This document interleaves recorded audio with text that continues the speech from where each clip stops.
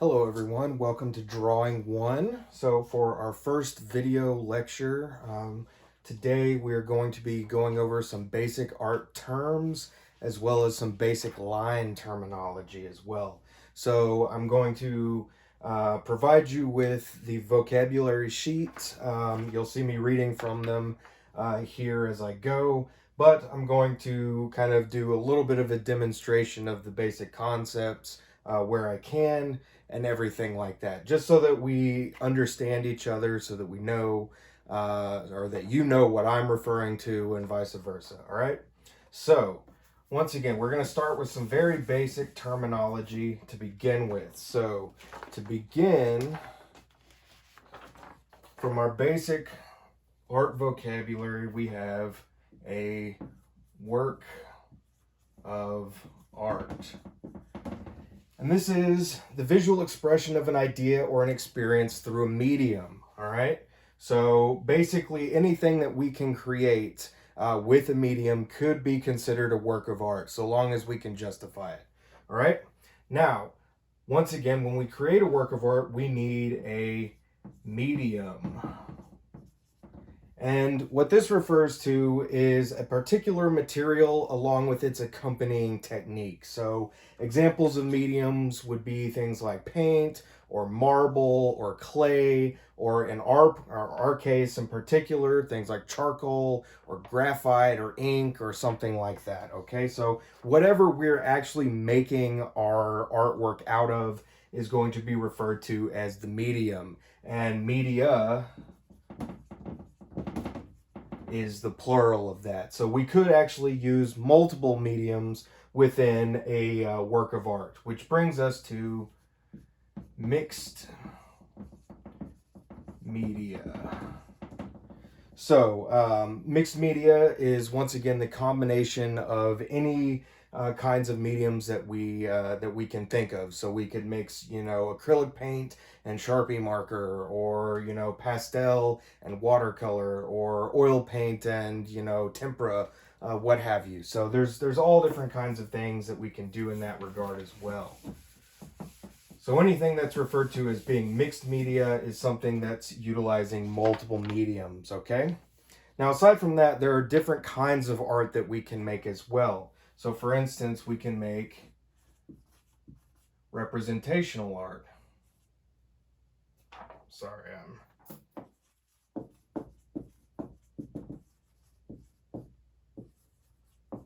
And representational art refers to anything that actually physically represents something. So, if I was to draw, a picture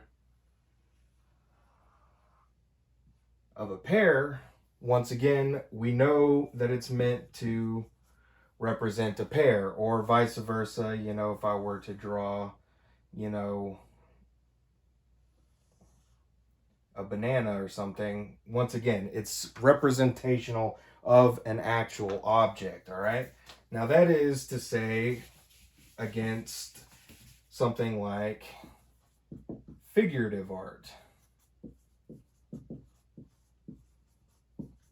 Now, figurative art is any art form or artwork that depicts the human figure, okay? So, what's interesting about figurative art is that, I can draw or paint or make a work of art that represents a human figure, and it can be representational, but it could also be abstract as well. Just because something represents something doesn't necessarily mean that it is, fully realistic or anything like that. So there is quite a bit of play in some of these as well. Now, in addition to figurative art, once again, that represents or primarily represents the human form, we also have what's known as trompe l'oeil.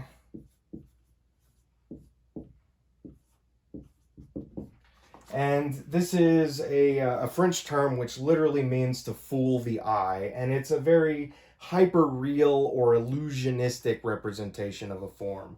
You usually see trompe l'oeil in connection with things like architecture as well.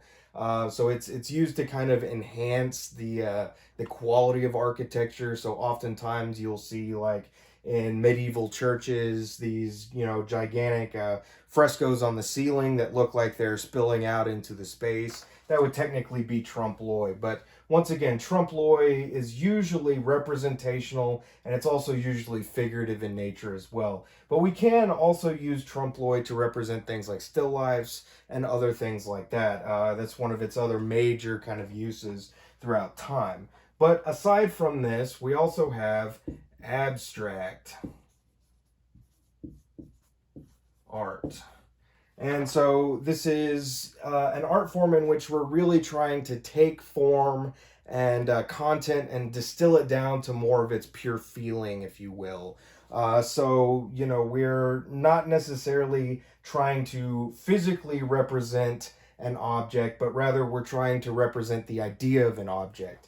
And so once again, just because, most figurative art is going to be representational, but we can also have abstract art that's figurative, but we could also have abstract art that's representational as well. So once again, all of these things can kind of go hand in hand with one another, and that's what I really find interesting about it. And just a side note, forgive me, my handwriting is a little hard to read. I do have all of these terms and their definitions on a printout for you as well. Now, aside from abstract art that might be representational or figurative in some way, we also have non-representational art.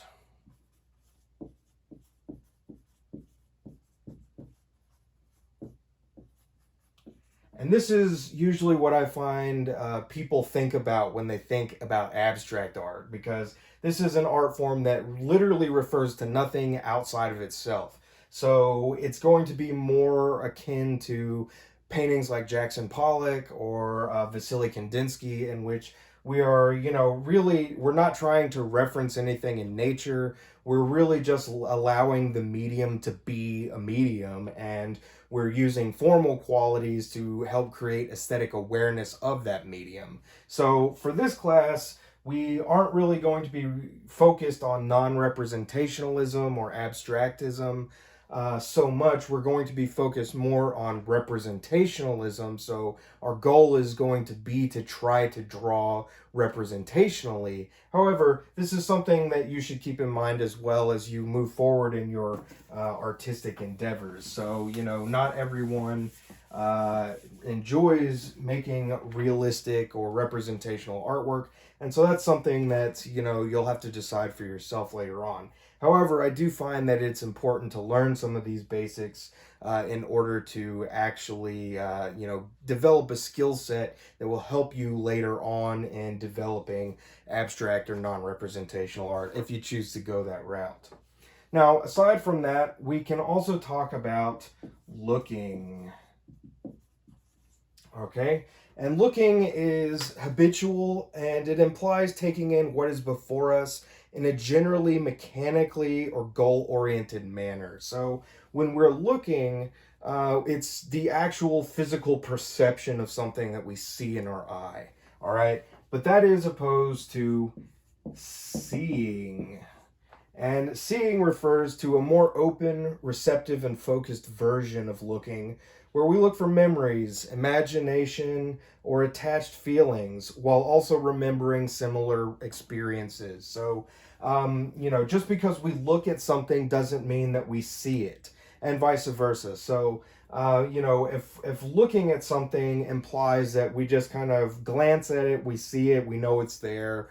Okay, well then seeing implies that we actually take our time and we look at that object for a long period of time, and we try to look for connections it might have to other things that we've seen. We try to look for, other small minutia like details within it, and everything like that. And so seeing especially is going to be very important for us in drawing, especially as it relates to representationalism, because we really need to look and see an object to be able to represent it accurately in the two-dimensional field, okay? So once again, seeing implies that we're taking more time.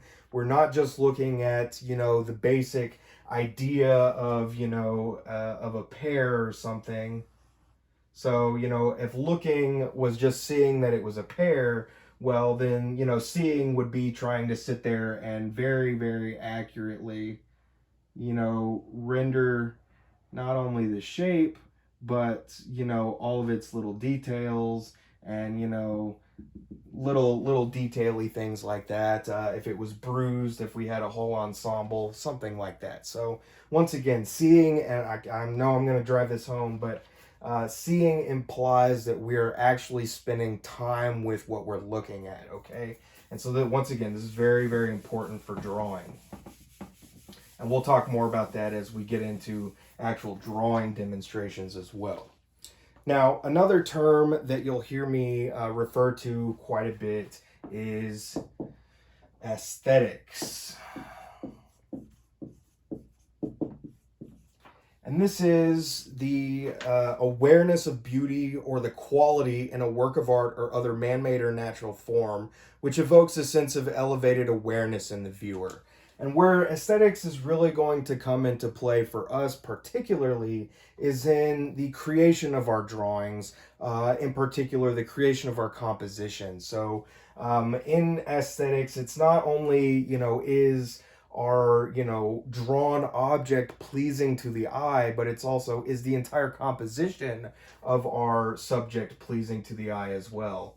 So for instance, if we have our paper here, and we just drew, one kind of object dead in the center, well, it's not very aesthetic because, once again, even though the object in the center might be very beautifully rendered, it's, and we can definitely appreciate that and take beauty away from it or what have you. It doesn't necessarily give us a whole lot extra to interact with. And so, versus say if we had a piece of paper and we had, a variety of objects, that kind of start to imply space, but also, meaning between one another, help our eye draw all throughout the work of art instead of being focused on the dead center, everything like this. So aesthetics is really this awareness of the quality within that work of art, and also the awareness of how the different elements within that work of art are helping to inform our vision of that quality as well. Okay, so it gets a little bit more complicated than that. Aesthetics is an entire philosophical branch of thought. However, we will talk more about it more, and you might hear me use the term quite a bit. So this is just something to keep in mind. Now, aside from that, another basic term that you'll see used a lot in various artists or, artworks and, art time periods is idealism. And what this refers to is the removal of all humanly flaws from a work of art that we're creating. So if you look at most of the artwork of the past, especially prior to the 20th century, idealism is going to be extremely heavy. So in this sense, we usually are trying to remove all humanly flaws. So we would make, a person's face extremely symmetrical. Their limb proportions would be all idealized. They would be depicted as beautiful as possible. All these kinds of things. You wouldn't put, pimples on a goddess or something like that. Technically speaking. But once again, this is something that is not really going to play into our class necessarily, because we're going to be going for representational accuracy. And so that kind of goes totally against this idea of idealism, all right? So idealism is the removal of all humanly flaws or all flaws in general versus, say, accurate reality, okay? So it's just something to keep in mind as well. And the last of our definitions for just our basic terminology list is a thumbnail sketch.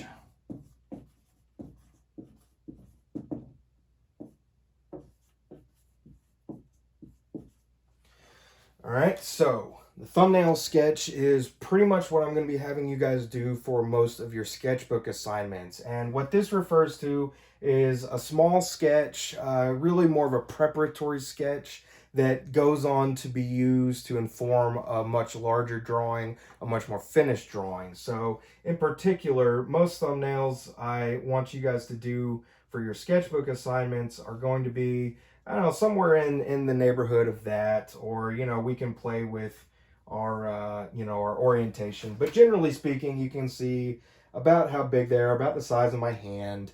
But once again, they're meant to be simple. So if we were trying to compose a still life, for instance, we might go through and say, okay, well, you know, we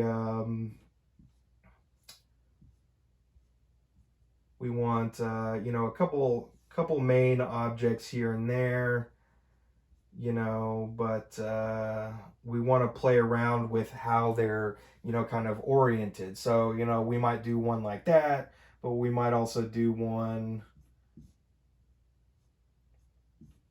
you know, like this guy.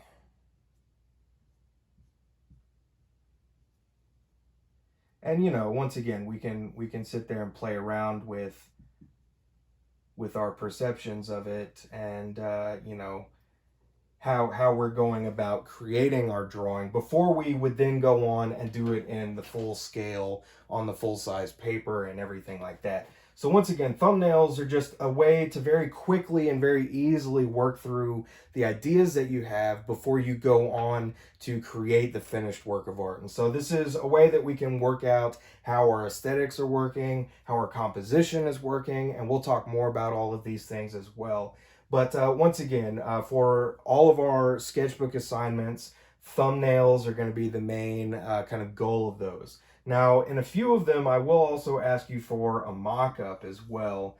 And a mock-up is going to be a little bit bigger version of a thumbnail. So for thumbnails about the size of our hand, I would say a mock-up would be about the size of a full page of your sketchbook, okay? So not huge, but, you know, maybe 8.5 by 11, like a standard sheet of paper. But once again, we can work through our ideas within this before going on to our finished work, all right? Now, moving on from some basic terms, let's talk about line for a little bit. So, but first off, let's talk about drawing in general.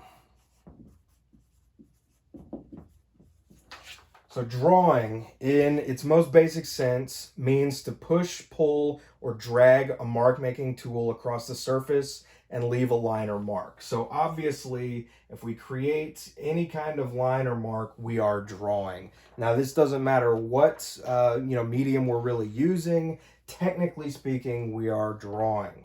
Now, there are two kinds of drawings, however. So if we have drawing as an umbrella, first we have what's known as receptive drawing.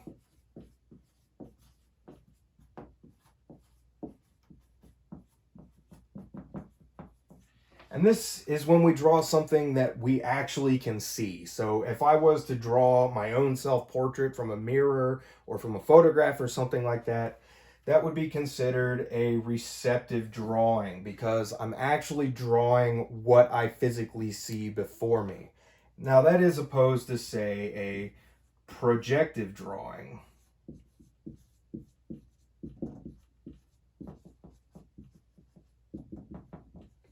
And this would be when I was drawing, or if I were to draw something that doesn't necessarily exist in nature. So perhaps from my own imagination, or perhaps from memory or something like that. It's not something I'm physically looking at before me. Instead, it's something that I am perceiving in my own mind.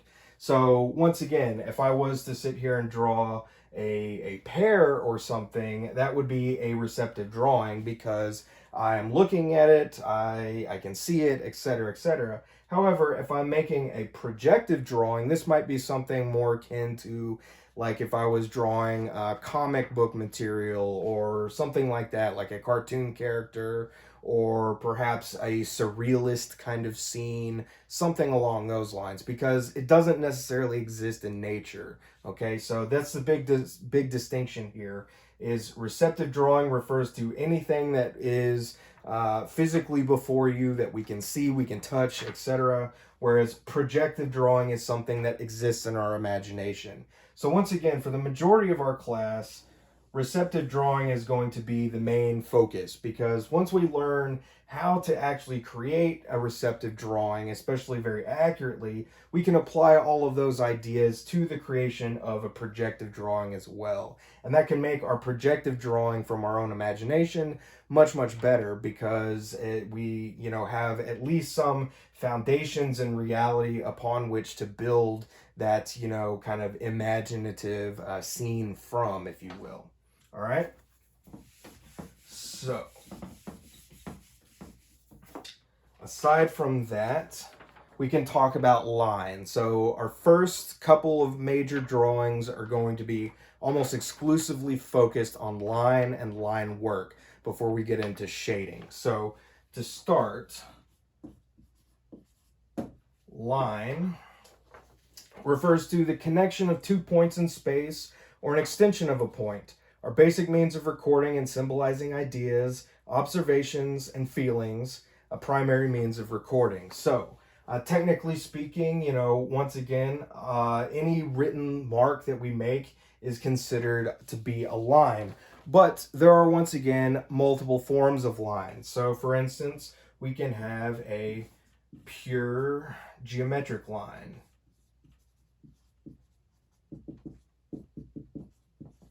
Now, this is a kind of line that exists only in one dimension and not in the 3D world, because it lacks height and depth. All right, so technically speaking, even the line that I draw on the board right here is not technically pure geometric line, because it does exist in the three-dimensional world on this, or at least on the billboard here, and it does have length plus width and everything. So usually pure geometric line is perceived more as a kind of implied line. And so this is something else that we can use in a variety of different ways to create more visual interest within our work of art. So an implied line is a line that doesn't necessarily exist in the actual sense. So if we're looking at the board here, for instance, we could perceive the actual physical edge of the board on the top as being a line, okay? However, we could create, or at least perhaps see, an implied line between two different objects that are not physically connected, but this implied line helps to draw our attention between the two. So let's say that we have a piece of paper here, and we have, one major element, over here, but we have another similar element over here. Well, we can have, even though there's no line connecting them, we can still see this kind of implied line that's created by the diagonal cutting through the picture plane that connects those two major, kind of shapes. And this is a very simple version of that. However, we could make it much, much more complicated, say by creating something, where we have, something more like this, and we have this kind of curved implied line that connects the elements and whatnot. Now, this might not necessarily be just empty space. That curvilinear line could be something like, a background element, which helps to connect, elements within the picture plane and everything like that. So, for instance, we could have, let's say, I'm using simple shapes, but let's say that this was like a mythological scene from Greek mythology, and we had, a figure like Apollo or somebody, and they're descending from the heavens. Well, we might have, some clouds and things that create visual connection to another figure down here in the composition. So this isn't always something as straightforward as a single diagonal. Sometimes it can be very complicated. So for instance, and we'll talk more about this with composition in another video, but one way that artists have used implied lines throughout history is in a way similar to this, in which they use what's known as the golden ratio in order to subdivide a space along these kind of implied diagonal lines, and then they anchor their elements within the form to these lines or to these points. And so once again, if we have, elements, kind of like this, once again, if we were to remove all those lines, well, we have visual connections between these because they follow these implied diagonals that we've created, and vice versa. So once again, we can do a lot with implied lines or lines that aren't even physically there in our perception. So that's something to keep in mind as well. Now, aside from implied lines, we also have implied motion.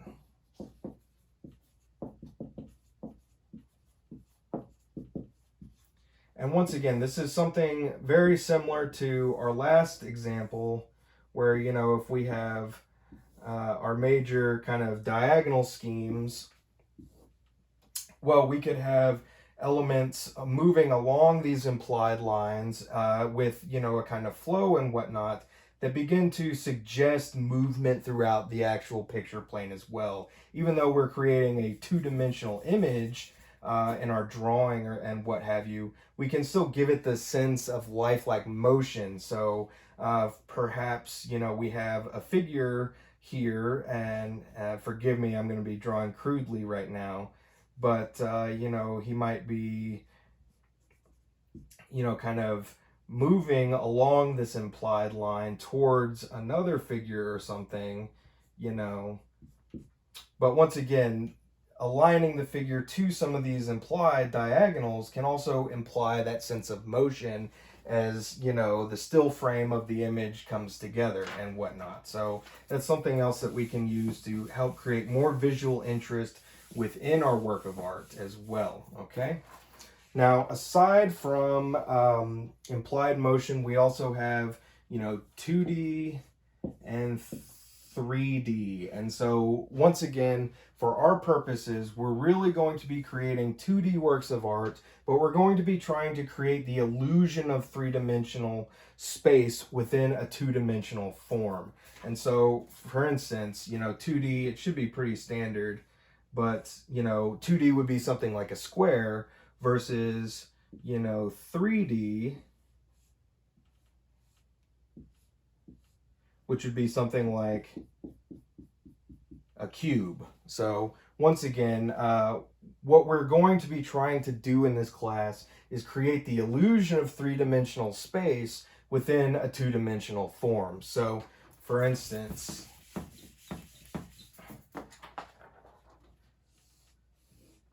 if we have our paper here, we want to try to create the illusion of three-dimensional space with just lines, especially in our first projects.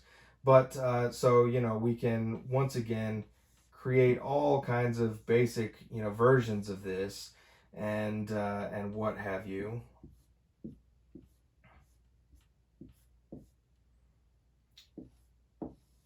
But so right now, these are all two-dimensional figures. They do not exist in 3D space. However, by creating a kind of implied volume within them,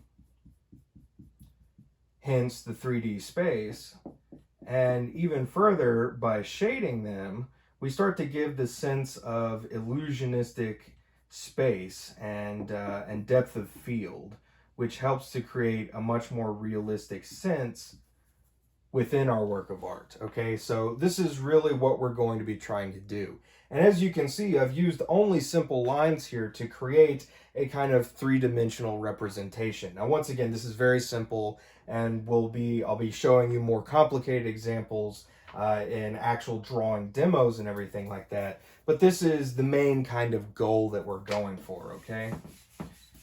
Now, we are going to work this up from fairly simple or to fairly complex. So we're going to kind of progress. We're going to start with just basic line work and work our way up into full illusionistic representation and everything like that.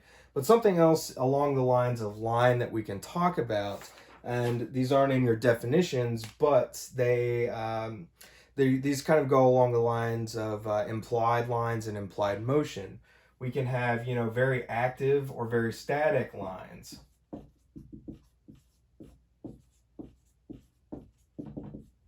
So, you know, an active line might be something, you know, very, you know, kind of movement filled versus a static line being very straightforward. All right. Now, vice versa, we could also have, you know, lines that are, you know, hard, sharp angles versus curvilinear forms. We can have them, you know, that are very, you know, action oriented. So, you know, large sweeping, you know, kind of slashes, or once again hard angles, you know, things like that, versus very passive lines, very, you know, kind of curvilinear, you know, kind of undulating forms and things like that. So once again, lines can be very, very varied in their breadth of field there. Okay, so once again, we want to, you know, as we make our first line drawings, we really want to think about how we might use line in order to enhance the drawing in and of itself. So something else that we could do, or at least contemplate, is the actual physical weight of our line.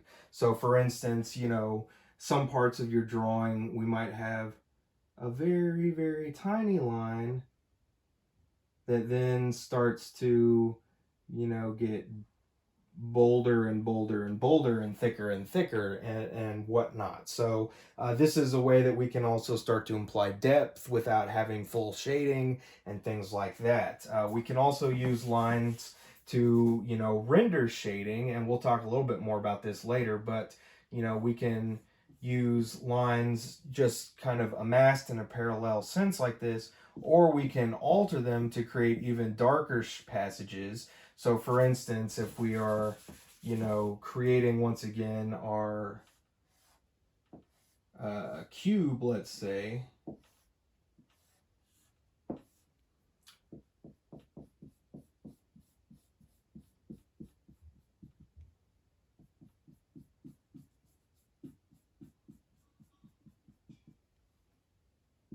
well, the more lines that we mass, the darker that area is going to seem, and vice versa. So, you know, we can create the illusion of shadow, the illusion of depth with just line as well. And so we'll talk more about that with cross-hatching and whatnot in another video. So that's all I've got for this one. Make sure you read over your project sheets, and we'll see you next time.